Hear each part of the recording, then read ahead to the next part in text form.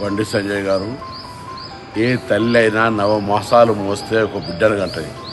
అటువంటి తల్లిని అవమానపరిచే విధంగా మాట్లాడి, నా తల్లి కావచ్చు, నీ తల్లి కావచ్చు, ఏ తల్లి అయినా, పైగా బతుకున్న నా తల్లిని ఆత్మక్షోభిస్తుందని మాట్లాడుతున్నాను. నేను రాజకీయ లబ్ధి అంటున్నాను. ఆ వీడియో చూస్తే మీ తల్లిని స్పష్టంగా చెప్పిన తర్వాత కూడా నేను ప్రశాంతంగా ఇది మంచిది కాదు అని చెప్తే కూడా మళ్ళీ హుస్నాబాద్ చౌరస్తాలో నా తల్లి ఆత్మక్షోభిస్తుందని మాట్లాడతావా? నేను తెలంగాణ ప్రజలను కోరుతా ఉన్నా, భారతీయ జనతా పార్టీ నాయకత్వాన్ని కోరుతా ఉన్నా. తల్లి మీద ఇటువంటి మాట మాట్లాడిన ఈ పార్టీ నాయకులు ఏం మాట్లాడతారు? ఇలా నా తల్లి కాదా? ఇలా ఈ విధంగా 9 మాసాల మోసి కంటే నా తల్లిని అవమానపరుస్తావా?